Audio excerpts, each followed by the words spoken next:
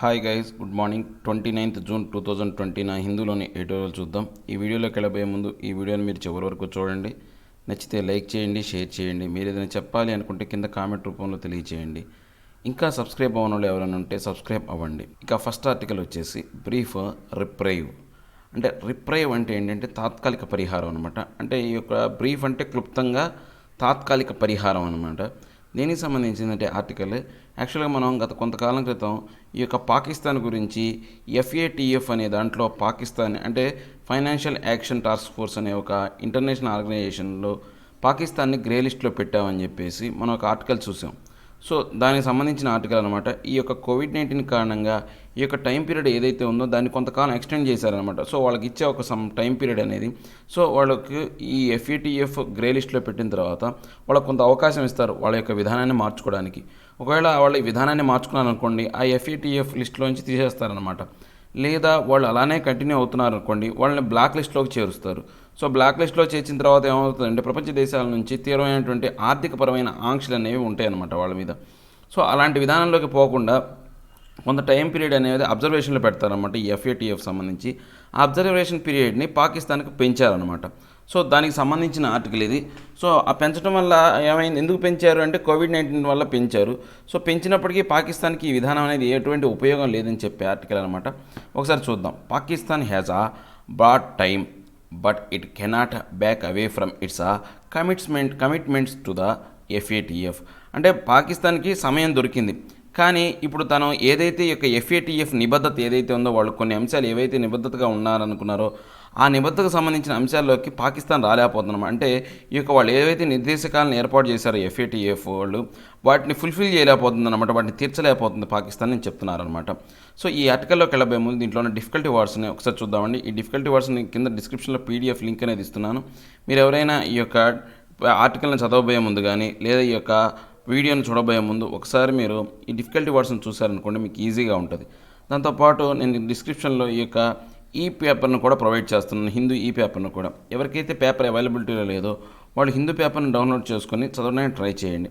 ఇక డిఫికల్టీ వర్డ్స్లోకి వెళ్తే reprieve, respite, pardon తాత్కాలిక పరిహారము, కమిట్మెంట్, అధైరెన్స్ నిబద్ధత, శాంక్షన్స్ రిస్ట్రిక్షన్స్ ఆంక్షలు, కర్బ్ బ్రేక్, హిండర్ ఆటంకపరచు, ఇన్ఎడిక్వేట్ ఇన్సఫిషియెంట్ సరిపోని, ఇండిక్టిమెంట్ ఛార్జ్ అక్యూజేషన్ నేరారోపణ, martyr someone died because of their belief అమరవీరుడిగా, మిటిగేట్ రెడ్యూస్ లైటెన్ తీవ్రతను తగ్గించడం, రిగరస్ స్ట్రిక్ట్ సివియర్ కఠినమైన.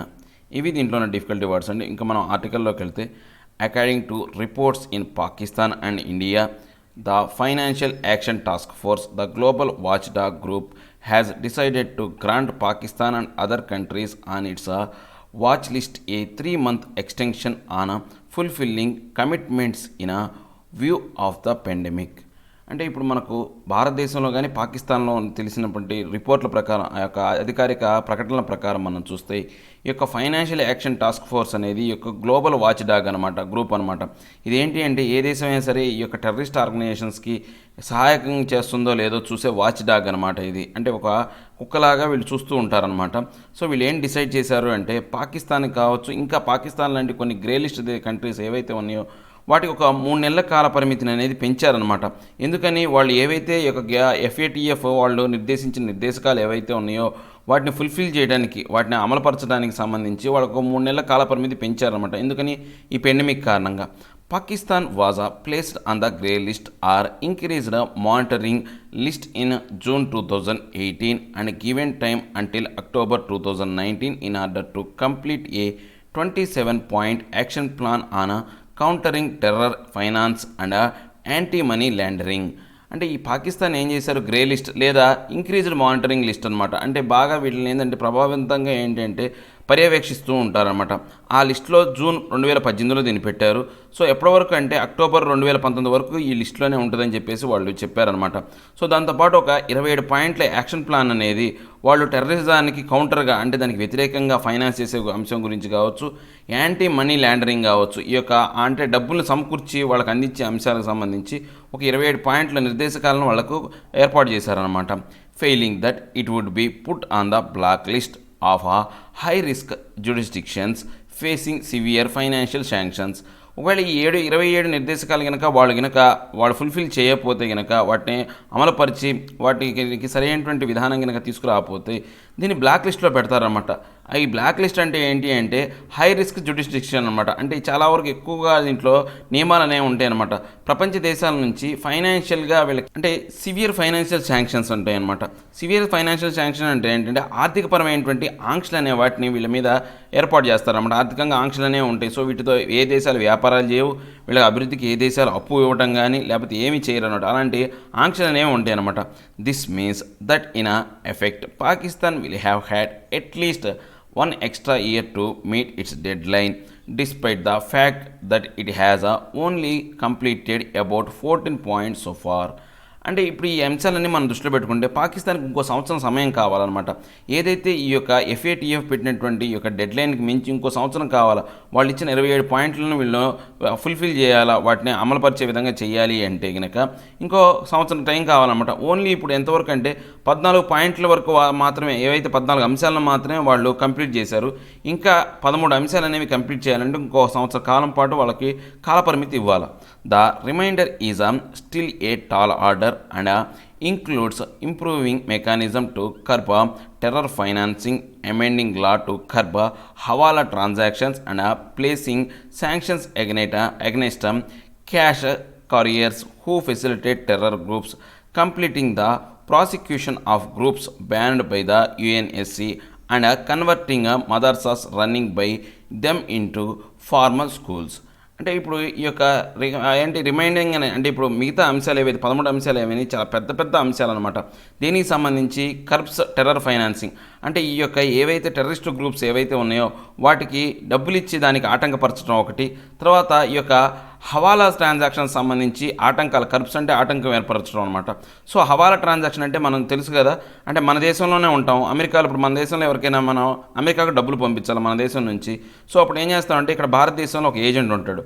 ఆ ఏజెంట్కి మనం ఒక 10,000 ఇస్తాం.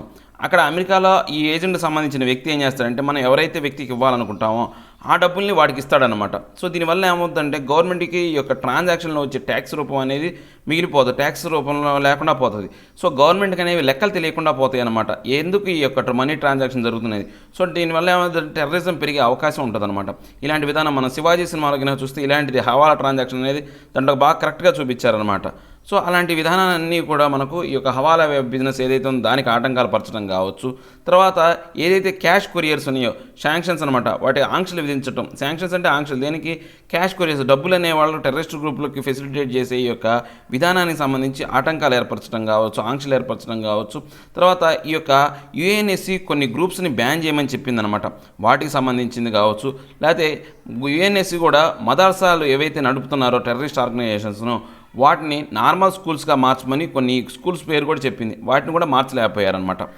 Each item demands more accountability by Pakistan on terror groups as well as a shift within its ruling establishment on the benefits of allowing such groups to exist at all.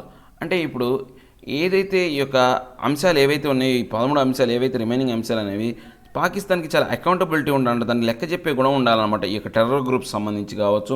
తర్వాత ఈ యొక్క కొత్త విధానాలను, ఈ యొక్క బెనిఫిట్స్ ఏవైతే ఉన్నాయో వాటిని రాబట్టాలి అంటే కొత్త విధానాలను అవలంబింపజేసే విధంగా ఇప్పుడు ఎగ్జిస్ట్ అయ్యి ఉన్నటువంటి గ్రూప్స్ అన్నిటి మీద వీళ్ళు ఆంక్షలు విధించే విధంగా పాకిస్తాన్ చర్యలు తీసుకోవాలన్నమాట.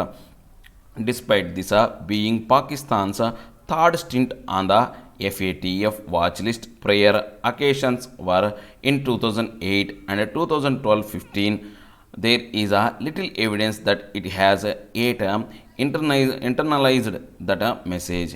అంటే ఇప్పుడు పాకిస్తాన్ ఏంటంటే ఇది ఫస్ట్ టైం ఏం కాదు ఈ FATF లిస్ట్లో రావటం. అంటే ఇది ఆల్రెడీ ఇంతకుముందు 2 సార్లు వచ్చింది, ఇది 3వ సారి అనమాట. డిస్పైట్ అంటే 3 సార్లు వచ్చినప్పటికీ, డిస్పైట్ అంటే 3 సార్లు వచ్చినప్పటికీ కూడా ఈ యొక్క అంశాలన్నిటికి సంబంధించి ఇంటర్నైజ్గా అనే మెసేజ్ అనేది ఇవ్వట్లేదు వీళ్ళు. అంటే వాళ్ళ ప్రాదేశికంగా ఈ అంశం గురించి వాళ్ళు ఏమి నిర్ణయాలు తీసుకోవట్లేదు అనమాట. ఎందుకని ఇలా రిపీటెడ్గా వస్తూనే ఉంది, ఏదో వాళ్ళు పైపైన మ్యానిపులేట్ చేస్తున్నారు, మళ్ళీ నార్మల్గా అవుతుంది అనమాట. సో ఇంటర్నల్గా మార్పులు వచ్చే విధంగా ఎటువంటి చర్యలు తీసుకోవట్లేదు Pakistan. In a US report on terrorism released last week, Pakistan remains a safe haven for most UN proscribed groups. ఇప్పుడు లాస్ట్ ఇయర్ యూఎస్ చెప్పిన రిపోర్ట్ అంటే యునైటెడ్ స్టేట్స్ ఇచ్చిన రిపోర్ట్ ఏదైతే ఉందో టెర్రరిజం సంబంధించి ఒక లిస్టుని లాస్ట్ వీక్ రిలీజ్ చేసిందనమాట యూఎస్. పాకిస్తాన్ అనేది ఇప్పటికీ కూడా ఈ యొక్క యుఎన్ చెప్పినటువంటి యునైటెడ్ నేషన్ చెప్పినటువంటి కొంతమంది గ్రూప్స్ ఏవైతే ఉన్నాయో ఈ టెర్రరిస్ట్ ఆర్గనైజేషన్స్కి అది ఇప్పుడు స్వర్గధామంగానే ఉంది. పాకిస్తాన్ ఇప్పటికీ అది స్వర్గధామంగానే ఉందన్నమాట.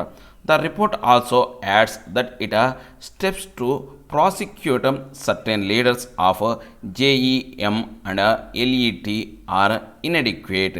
అంటే ఇప్పుడు వీళ్ళకి దగ్గర ఉన్న రిపోర్ట్స్ ప్రకారం వీళ్ళు ఏవైతే కొన్ని స్టెప్స్ ఏవైతే నిర్ణయాలు తీసుకున్నారో వాళ్ళని విచారించడానికి ప్రాసిక్యూట్ చేయడానికి ఎవరైతే ఈ యొక్క జేఈఎం లీడర్ కావచ్చు, ఎల్ఈటి అంటే జేఈఎం అంటే జైషే ఈ మహమ్మద్ కావచ్చు, ఎల్ఈటి అంటే లష్కర్ ఈ తోయిబా యొక్క ఎవరైతే లీడర్స్ ఉన్నారో వాళ్ళకి తగినటువంటి ఈ యొక్క ప్రాసిక్యూషన్ అంటే విచారణ అనేది జరగట్లేదనమాట. వాళ్ళ మీద కేసులు పెట్టి లేకపోతే వాళ్ళని టెర్రరిస్టులుగా నిరూపించడానికి సరిపోయేంత ప్రాసిక్యూషన్ అనేది అక్కడ జరగట్లేదనమాట. In the past year Pakistan has pursued indictments against elite leaders but are not on serious charges, and even 26/11 mastermind Hafiz Syed has only been convicted for being part of a banned terrorist outfit and for having illegal property. అంటే ఇప్పుడు కనుక మనం చూస్తే మనం past year నుంచి చూస్తే పాకిస్తాన్ అనేది ఈ యొక్క విధానాన్ని కొనసాగిస్తూనే ఉంది. ఎట్లాంటిదంటే వీళ్ళు సరైనటువంటి అంశాలు తీసుకురావట్లేదు. ఈ యొక్క ఇండిక్ట్మెంట్ అంటే నేరారోపణ, ఈ యొక్క ఎల్ఈటీ లీడర్కి సంబంధించి సరైనటువంటి నేరారోపణ అనేది చేయలేదన్నమాట. అతని మీద ఎటువంటి సీరియస్ ఛార్జెస్ పెట్టలేదు. 26/11 మన భారతదేశంలో జరిగినటువంటి ఈ యొక్క ముంబై దాడుల్లో మాస్టర్ మైండ్ అయినటువంటి హఫీజ్ సయ్యద్ మీద పెద్దగా కేసు ఏం పెట్టలేదన్నమాట. అతని మీద ఏం కేసులు పెట్టారంటే ఒక బ్యానడ్ టెర్రరిస్ట్ అవుట్ ఆర్గనైజేషన్కి ఆయన ఇంకా కార్యకలాపాలు వ్యవహరిస్తున్నారు అంటే ఆ బ్యాన్ చేసిన గ్రూప్లో ఆయన అంటే క్రియాశీలకంగా వ్యవహరిస్తున్నాడు అని చెప్పేసి ఒక కేసు పెట్టారు. దాంతోపాటు ఆయన మీద కొంచెం ఇల్లీగల్ ప్రాపర్టీ ఉందనే కేసు పెట్టారు. కానీ అతను ఒక టెర్రరిస్టు, ఈ యొక్క భారతదేశంలో జరిగిన విధ్వంసకాండకి అతనే కారణం అనే అంశం మీద వాళ్ళ మీద కేసు అనేది పెట్టలేదన్నమాట.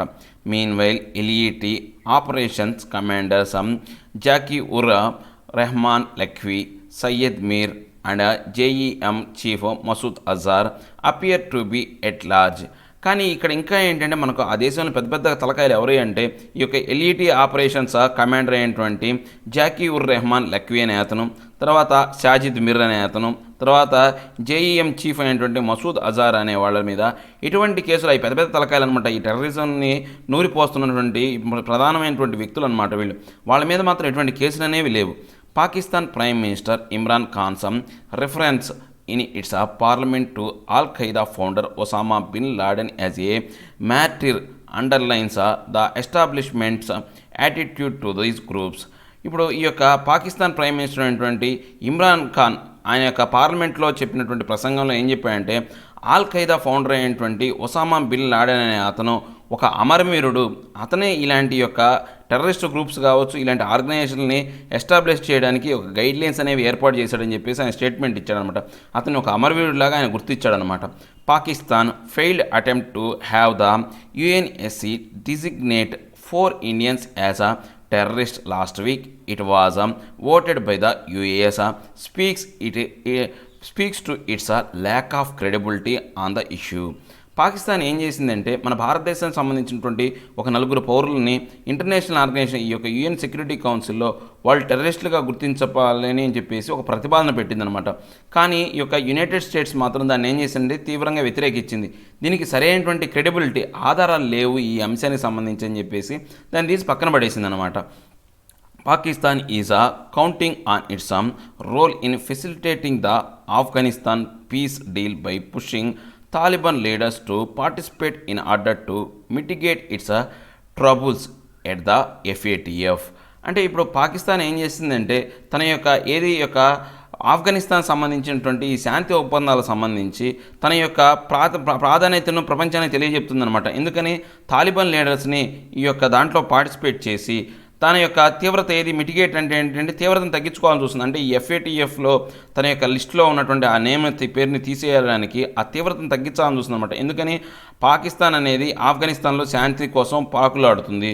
సో మేము అలానే శాంతియుత దేశంగా ఉంటామని చెప్పేసి ప్రపంచం ముందు నటిస్తుందన్నమాట. And with support from countries keen to conclude the Afghan deal may even ensure a few more extension for its government. అంటే ఇప్పుడు కొన్ని దేశాలు ఏవైతే ఈ యొక్క ఆఫ్ఘనిస్తాన్ పీస్ డీల్కి సపోర్ట్ చేస్తున్నాయి దేశాలు, ఆ దేశాలు కూడా అంటే ఇది సంబంధించి గవర్నమెంట్కి కొంతవరకు ఉపశమనం కలిగి పాకిస్తాన్ కలిగి కొన్ని మోర్ ఎక్స్టెన్షన్స్ అనమాట. అంటే ఈ యొక్క సమయాన్ని ఇంకొంచెం పెంచే అవకాశం ఉందన్నమాట ఈ యొక్క అంశాన్ని దృష్టిలో పెట్టుకొని. Eventually given the rigorous FATF action plan and the combined pressure of countries in the group, Pakistan would do well to realize that only clear and consistent action would free it from the commitments at the FATF. అంటే ఇప్పుడు మనం ఈవెన్చువల్గా ఇప్పుడు ఈ అంశాలన్నింటినీ చూసుకుంటే జరుగుతున్న ఈ యొక్క పరిణామాలన్నీ చూసుకుంటే ఈవెన్చువల్లీ ఏంటంటే జరుగుతున్న పరిణామాలన్నింటినీ మనం దృష్టిలో పెట్టుకుంటే కనుక ఈ యొక్క రిగరస్ అనమాట అంటే కఠినమైనటువంటి ఈ యొక్క FATF యాక్షన్ ప్లాన్ కావచ్చు, లేకపోతే ఈ యొక్క ప్రపంచ దేశాల యొక్క కంబైన్డ్ ప్రెజర్ కావచ్చు, ఈ కంట్రీ గ్రూప్స్ మీద ఉన్నటువంటి ప్రెజర్ కావచ్చు, పాకిస్తాన్ అనేది ఇలాంటి వాటి నుంచి బయటపడాలంటే ఒక క్లియర్ అయినటువంటి ఒక అంటే పారదర్శకమైనటువంటి అంటే కన్సిస్టెంట్ అంటే కొనసాగుతున్న యాక్షన్ అనేది అంటే నిరంతరాయంగా కొనసాగుతున్నటువంటి యాక్షన్ అనేది అలాంటి అంశాలు వీళ్ళు ఎప్పుడైతే తీసుకొస్తారో క్లియర్గా ఉండి కన్సిస్టెంట్గా యాక్షన్స్ అనేవి ఎప్పుడైతే తీసుకొస్తారో ఏవైతే వాళ్ళు FATF నిర్దేశకాలు ఉన్నాయో ఆ నిర్దేశకాలని వీళ్ళు ఏంటంటే ఆ నిర్దేశకాలను వీళ్ళు ఒప్పుకునే విధంగా అంటే అందరికీ ఆమోదయోగ్యమయ్యే విధంగా చేయగలరన్నమాట. In any case given a free rein to terror groups cannot be in its own interest. అంటే ఇప్పుడు ఈ యొక్క పాకిస్తాన్ అనేది ఈ యొక్క టెర్రర్ గ్రూప్స్ సంబంధించి వాళ్ళకి ఏంటి ఆటంకాలు వేయడం కానీ అంటే ఆటంకం కలిగించడం కానీ రెయిన్ అంటే ఏంటంటే ఫ్రీగా కళ్ళెం వేయడం అనే అంశం అనేది ఎప్పుడు కూడా తన ఓన్ ఇంట్రెస్ట్ మీద ఎప్పుడు పాకిస్తాన్ చేయదు. ప్రపంచ దేశాల నుంచి వచ్చే ఒత్తిడి వల్లనే అలాంటి ఈ యొక్క కళ్ళెం వేసే అంశాలనే ఆలోచిస్తుందే తప్ప టెర్రరిస్ట్ గ్రూపులను పాకిస్తాన్ ఎప్పుడూ ఆపలేదు అని చెప్తున్నారనమాట. Next letter and spirit. ఈ లెటర్ అండ్ స్పిరిట్ అనేది దేనికి సంబంధించిందంటే జమ్మూ అండ్ కాశ్మీర్ అంశాన్ని గురించి. ఈ యొక్క జమ్మూ అండ్ కాశ్మీర్ అంశాన్ని గురించి ఆగస్టు 5వ తారీఖున 2019 ఆర్టికల్ 371 ఆర్టికల్ 35A1 రెండింటినీ కూడా నిషేధించారు, రాజ్యాంగం నుంచి తొలగించారు.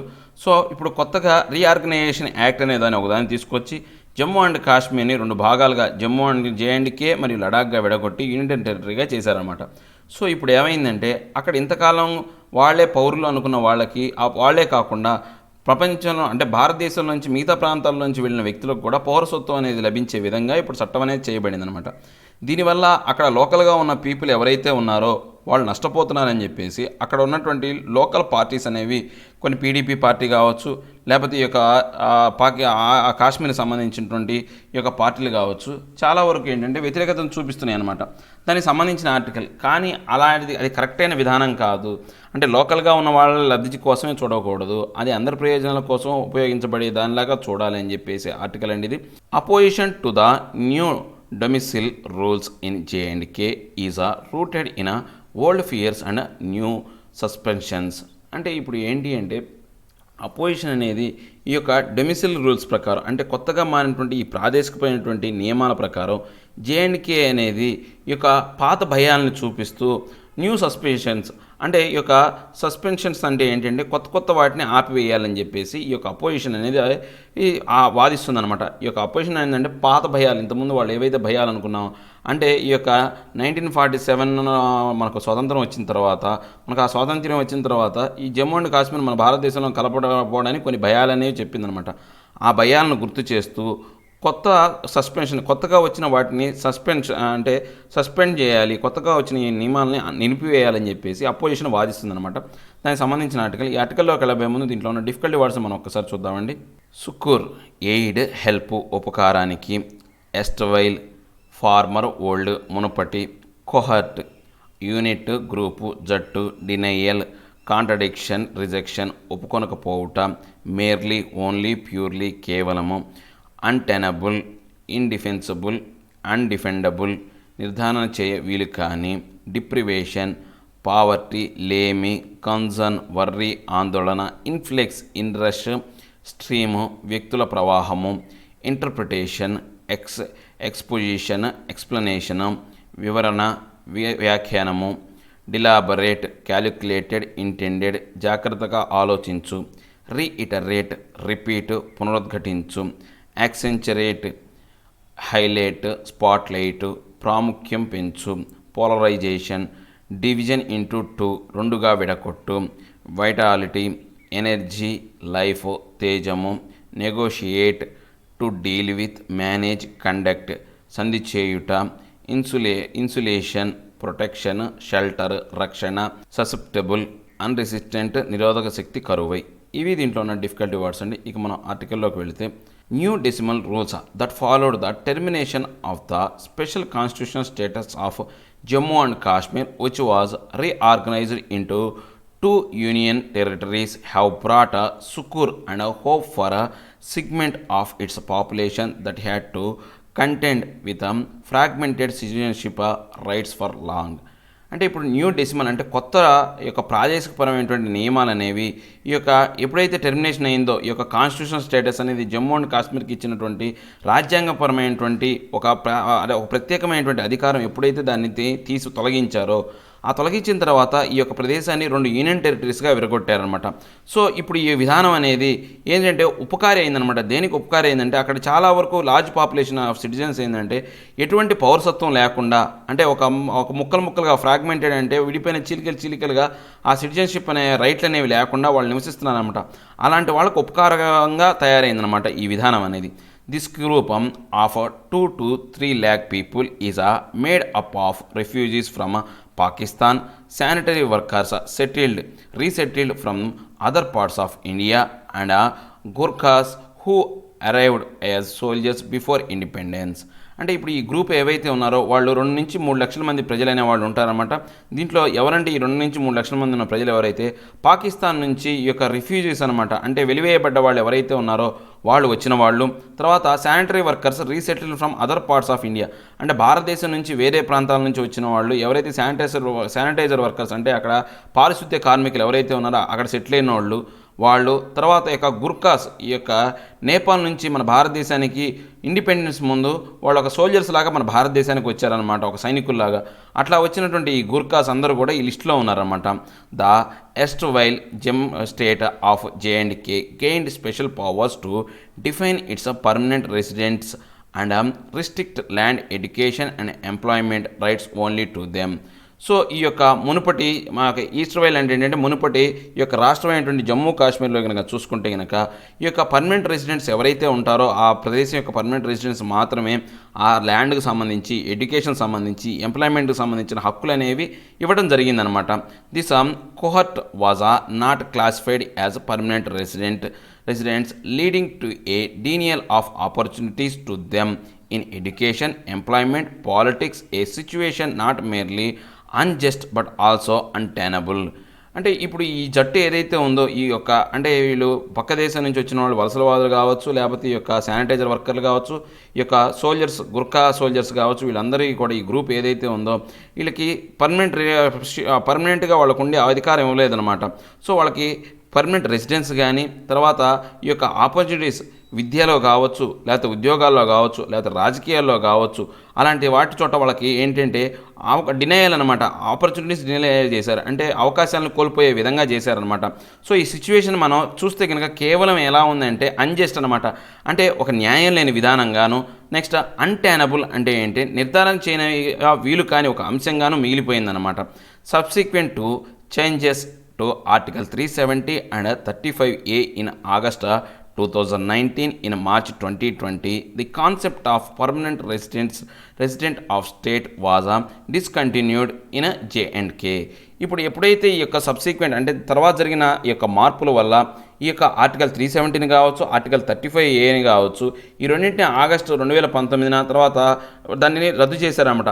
ఎప్పుడైతే మార్చి 2020 నుంచి చూసుకుంటే కనుక ఈ కాన్సెప్ట్ ఏదైతే ఉందో పర్మనెంట్ రెసిడెంట్ ఆఫ్ స్టేట్ అనే ఈ కాన్సెప్ట్ అనేది ఏదైతే ఉందో అది పూర్తిగా నివారించబడింది. జమ్మూ అండ్ కాశ్మీర్లో నివారించబడి అందరికీ పర్మనెంట్ రెసిడెంట్స్ ఇచ్చే విధంగా, అందరికీ అన్ని అవకాశాలు కల్పించే విధంగా ఏర్పాటు చేయబడింది అనమాట. As per the new domicile rules, these persons and their children who have raised for 15 years in J&K or have studied for 7 years and appeared in the 10th or 12th class exam in an educational institutions in the UT are eligible for grant of a decimal.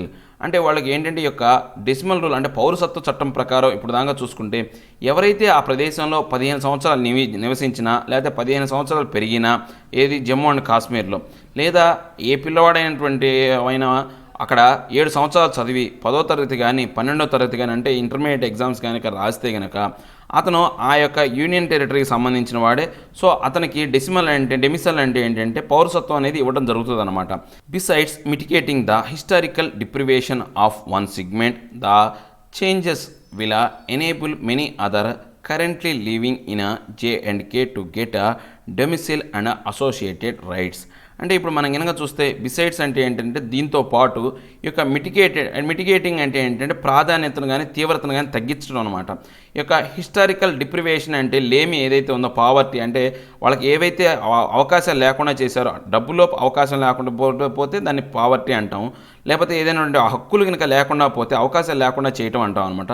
ఇలాంటి segments ఏవైతే ఉన్నాయో అంశాలు ఏవైతే ఉన్నాయో వాటన్నింటినీ కూడా పూర్తిగా మార్పులు తీసుకొచ్చి ఇప్పుడు ఎవరైతే జమ్మూ అండ్ కాశ్మీర్లో నివసిస్తున్న ప్రతి ఒక్కరికి కూడా ఈ యొక్క పౌరసత్వం ఇచ్చే విధంగాను పౌరసత్వంతో పాటు అసోసియేటెడ్ రైట్స్ ఏవైతే ఉన్నాయో హక్కులు ఏవైతే ఉన్నాయో వాళ్ళకు కల్పించే విధంగా ఇప్పుడున్న పరిణామాలు ఉన్నాయన్నమాట.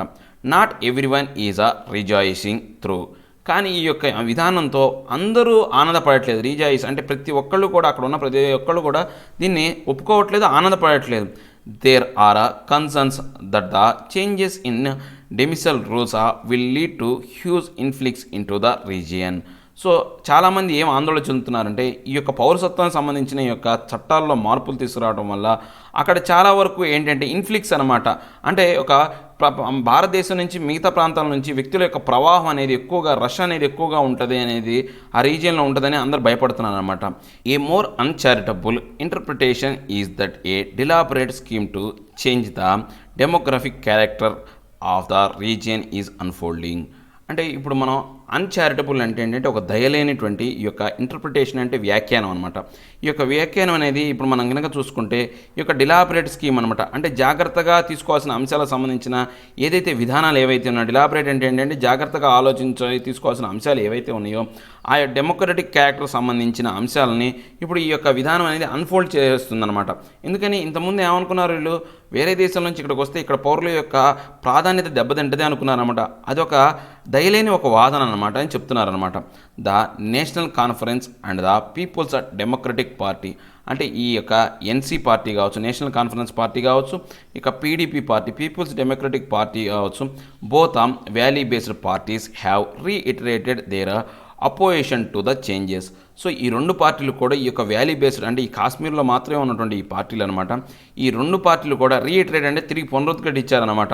ఈ యొక్క మార్పులకు సంబంధించి వీళ్ళు వ్యతిరేకతను తిరిగి చెప్పారనమాట. In the Jammu region also there are concerns that there could be dispossession of land and shrinking of economic opportunity for local people. అంటే ఈ యొక్క జమ్మూ రీజియన్లో మనం ఇప్పుడు కొంత ఆందోళన చెందించాల్సిన అంశం ఏంటంటే ఈ యొక్క ల్యాండ్ సంబంధించినటువంటి డిస్ప్రపోజిషన్ అంటే ఏంటంటే ఈ యొక్క సంబంధించినటువంటి సరైనటువంటి అందరికీ సరిపోయే విధంగా అక్కడున్న లోకల్ పీపుల్కి కూడా ప్రాధాన్యత ఇచ్చే విధంగా ల్యాండ్ కావచ్చు, లేకపోతే ఈ యొక్క ఎకనామిక్ ఆపర్చునిటీస్ అనేవి లేకుండా పోతున్నాయి అనమాట అక్కడ లోకల్ పీపుల్కి కూడా. Movement of people across political and natural borders has been a constant future of progress and arguments over who are the original inhabitants of a place serve little purpose other than to accentuate political polarisation. అంటే ఇప్పుడు ప్రజలు అనేవాళ్ళు ఈ యొక్క పొలిటికల్గాను తర్వాత natural బోర్డర్స్ని దాటి అంటే రాజకీయపరమైనటువంటి తర్వాత ఈ యొక్క ప్రాదేశికపరమైనటువంటి ఈ యొక్క హద్దుల్ని దాటి ఎప్పుడైతే వీళ్ళు ఒక చోట నుంచి ఒకటి మార్పులు చేస్తారో అప్పుడే వాళ్ళకు కాన్స్టెంట్ ఫ్యూచర్ ప్రోగ్రెస్ అనేది ఉంటుందన్నమాట. ఫ్యూచర్ ఆఫ్ ప్రోగ్రెస్ అంటే రాబోయే కాలంలో ప్రగతి అనేది ఉంటుందన్నమాట. సో ఇప్పుడు ఏవైతే మన ఆర్గ్యుమెంట్ కొన్ని అంశాలు ఏవైతే వాదిస్తున్నామో ఒరిజినల్ ఇన్హెబిటెంట్స్ అలాంటి అంశాలు అంటే అక్కడ ప్రాదేశికంగా ఉన్న ప్రజల యొక్క హక్కుల గురించి మనం మాట్లాడితే అది ఎలాంటి విధానాన్ని ప్రలోభ పెట్టుద్ది అంటే దాన్ని ప్రోత్సహిస్తుంది అంటే యాక్సలరేట్ అంటే ప్రాముఖ్యత పెంచు లేదా ప్రోత్సహించడం అనమాట. పొలిటికల్ పోలరైజేషన్ అంటే రాజకీయపరమైనటువంటి రెండు వేరుభావాలు అనమాట. రెండుగా విడగొట్టే విధానం అనే దాన్ని పెంచుతుందే తప్ప అక్కడ అభివృద్ధి అనేది ఉండదు అని చెప్తున్నారు అనమాట. Economic growth and vitality of a society often positively correlate with its openness towards the outside world. ఇప్పుడు ఆర్థికపరమైనటువంటి గ్రోత్ అభివృద్ధి కావచ్చు, తర్వాత ఈ యొక్క వైటాలిటీ అంటే ఏంటంటే ఒక వెలుగు లాంటిది, తేజం లాంటిది, ఎనర్జీ లాంటిది ఏదైనా సొసైటీకి అందాలి అంటే ఈ యొక్క దేని మీద ఆధారపడి ఉంటుంది, కోరిలేట్ ఏంటంటే దేనికి ఆ మీద దేనితో పాటు కలిసి ఉంటుంది, అనుసంధానమై ఉంటుంది అంటే openness towards the outside world. అంటే మన ప్రపంచాలతో ఎంత సత్సంబంధాన్ని కలిగి ఉంటే అప్పుడు అంత ఆర్థికపరమైనటువంటి అభివృద్ధి, తర్వాత ఒక శక్తి అనేది మనకు ఏర్పడుతుంది అనమాట. అంతేకాని మన వరకు మనం రిస్ట్రిక్ట్ అయ్యామనుకోండి ఎటువంటి ఉపయోగం లేదు. Communities that are not equipped to negotiate with unfamiliar market and cultural forces need some insulation. అంటే ఈ కమ్యూనిటీస్ ఏవైతే ఉన్నాయో నెగోషియేట్ అంటే ఏంటంటే సంధి చేయడం అనమాట. సంధి చేయాలి ఒకళ్ళ మధ్య ఒకళ్ళు. అంటే ఈ యొక్క అక్కడ ప్రదేశంలో ఉన్నటువంటి ప్రజల్ని అంటే ప్రపంచంలో మిగతా ప్రదేశాల్లో ఉన్నటువంటి ప్రజలతో అనుసంధానం చేయనప్పుడు అలాంటి అంశాలు కనుక లేకపోతే ఈ యొక్క అన్ఫెమిలియర్ మార్కెట్ పాలసీస్ ఇలాంటి విధానాలన్నీ కూడా వాళ్ళు సంధి చేసేటువంటి అంటే ఈ యొక్క సామరస్యంగా ఉండే విధానాలు లేకపోవడం అనేది ఒక unfamiliar market and cultural forces అనమాట. అంటే ఇవి మార్కెట్కి ఉపయోగపడే కానీ లేకపోతే ఈ యొక్క సంస్కృతిని కాపాడేటువంటి అంశాలు మాత్రం కాదనమాట. ఇలాంటి ఏవైతే ఉన్నాయో ఇలాంటి అంశాలకు వ్యతిరేకంగా రక్షణ అనేది, ఇన్సులేషన్ అనేది అవసరం అనమాట. అంటే అందరినీ కోఆర్డినేట్ చేసే విధంగా కొన్ని అంశాలు ఉంటాయి, ఆ అంశాలకు రక్షణ అనేది అవసరం అని చెప్తున్నారు. It is arguable that with relatively high rates of literacy, education and material standards, J and K is not susceptible to any demographic or economic takeover by migrants. అంటే ఇప్పుడు మనం అందరం కూడా ఆర్గ్యుబుల్ అంటే ఏంటి అంటే వాదించాల్సినటువంటి అంశం ఏంటి అంటే ఈ యొక్క జమ్మూ అండ్ కాశ్మీర్లో ఈ యొక్క విద్యా విధానం లిటరసీ అనేది అంటే హై లిటరసీ రేటు, తర్వాత ఎడ్యుకేషన్ విద్య అనేది, తర్వాత మెటీరియల్ స్టాండర్డ్ వాళ్ళ యొక్క సౌకర్యాలు ఏవైతే ఉన్నాయో మెటీరియలిస్టిక్ స్టాండర్డ్స్ ఏవైతే ఉన్నాయో వస్తుపరమైనటువంటి సౌకర్యాలు అవన్నీ కనుక పెంచితే కనుక వీళ్ళు డెమోగ్రఫిక్ పరంగా లేకపోతే ఎకనమిక్ పరంగా, డెమోగ్రఫిక్ అంటే అంటే జనాభా పరంగా కావచ్చు, లేక ఎకనమిక్ అంటే ఏంటంటే ఆర్థిక పరంగా ఈ యొక్క మైగ్రెంట్స్ ఎవరైతే ఉన్నారో అంటే ఈ యొక్క రాష్ట్రానికి వలస వచ్చిన వాళ్ళ దగ్గర నుంచి ఇటువంటి ససెప్టబుల్ అంటే ప్రమాదం అనేది లేకుండా ఉంటుందన్నమాట. వాళ్ళ దగ్గర నుంచి అంటే ఏదైతే ఆ నిరోధక శక్తి ఏదైతే కరువై ఉంటుందో అలాంటి అంటే ఇన్సులేషన్ అనేది లేకుండా ఉంటుంది. అటు వాళ్ళ దగ్గర నుంచి ఎటువంటి ఇబ్బంది అనేది ఉండదన్నమాట. వాళ్ళకు ఆర్థికంగా అదిగా లేకపోతే ఎడ్యుకేషన్ పరంగా, లిటరసీ పరంగా బాగా అభివృద్ధి చెంది మెటీరియల్ స్టాండర్డ్స్ని కనుక వాళ్ళు అందుకుంటే కనుక ఎవరైతే వేరే రాష్ట్రాల నుంచి వచ్చే మైగ్రెంట్స్ దగ్గర నుంచి ఈ జనాభా పరంగా కానీ ఆర్థిక పరంగా ఎటువంటి ఇబ్బందులు ఉండవు అని చెప్తున్నారు. Movement in to the region will be largely driven by economic reasons. అంటే ఇప్పుడు ఈ మూవ్మెంట్ అనేది ఈ రాష్ట్రంలోకి ఎక్కువ మంది జనాభా రావడానికి ముఖ్యమైనటువంటి కారణం ఏంటంటే ఆర్థికపరమైనటువంటి కారణాలే తప్పే వేరే కారణాలు అనేవి లేవన్నమాట. A state driven reengineering of the demography of any place is not desirable or democratic, but the fear of such a scenario is no good reason to retreat into a cocoon of nativism. అంటే ఇప్పుడు ఈ యొక్క state driven re-engineering అనమాట. అంటే ఈ యొక్క demography జనాభాకు సంబంధించి కావచ్చు, ఈ యొక్క రాష్ట్రానికి సంబంధించినటువంటి కొన్ని అంశాలు ఏవైతే మనం తయారు చేసుకున్నామో ఆ రీఇంజనీరింగ్ అంటే వాటిని తిరిగి పునరుద్ధరించాలన్నమాట. ఆ అంశాలలో కొన్ని మార్పులు తీసుకురాకపోతే అవి డిజైరబుల్ అంటే నాట్ డిజైరబుల్ అంటే అందరూ ఒప్పుకోదగ్గ అంశాలు కావు. తర్వాత డెమోక్రటిక్ అంటే ఈ యొక్క ప్రజాస్వామ్యానికి కూడా వ్యతిరేకం అనమాట. So but the fear of such scenario ఒకవేళ ఏదైనటువంటి దీనికి సంబంధించినటువంటి భయాలు ఏమైనా ఉంటే అంటే మా యొక్క అంటే నేటివ్ పీపుల్ యొక్క ప్రాధాన్యతలు దెబ్బతింటే అలాంటి అంశాలు ఏవైతే ఉన్నాయో అవి సరైనటువంటి రీజన్లు కాదనమాట. దేనికి సంబంధించి ఈ cocoon ఆఫ్ నేటివిజం అంటే ఈ యొక్క పట్టుపురుగు ఒక అల్లిక చేసుకుంటుంది అనమాట, తనకే తాను ఒక అల్లిక చేసుకుంటుంది, ఆ అల్లికలోనే నివసించిపోద్ది అనమాట. సో అలాంటి నేటివిజం అనే దాన్ని మన యొక్క ఏవైతే మన యొక్క నేటివిజానికి సంబంధించి అంటే ఏంటి ఈ యొక్క నేటివ్గా ఉండే ప్రజలు ఎవరైతే ఉన్నారో అక్కడ స్థానికులు ఎవరైతే ఉన్నారో ఆ స్థానికత్వానికి సంబంధించినటువంటి ఈ హద్దుల్లోనే మాత్రమే నిలిచిపోతాం అనమాట. ఆ యొక్క కొక్కుని మనం పగలగొట్టలేము అని చెప్తున్నారు. ఆ పట్టుపురుగు యొక్క దాన్ని ఏమంటారంటే పట్టుపురుగు ఉండే ఏదైతే బ్యాండ్ ఏదైతే ఉందో దాన్ని కుక్కుని అంటారనమాట. దాంట్లో నుంచి మనం బయటపడలేము, అలాంటి అంశాల నుంచి మనం బయటపడలేము, మన అభివృద్ధి అనేది అంతటితోనే ఆగిపోతుంది అని చెప్తున్నాను అనమాట. ఇవేంటి హిందీలో నా 2 ఆర్టికల్ ఎక్స్ప్లెనేషన్. నా ఎక్స్ప్లెనేషన్ మీకు నచ్చినట్లయితే లైక్ చేయండి, షేర్ చేయండి. మీరు ఏదైనా చెప్పాలి అనుకుంటే కింద కామెంట్ రూపంలో తెలియచేయండి. ఇంకా సబ్స్క్రైబ్ అవ్వని వాళ్ళు ఎవరైనా ఉంటే సబ్స్క్రైబ్ అవ్వండి. Thank you very much.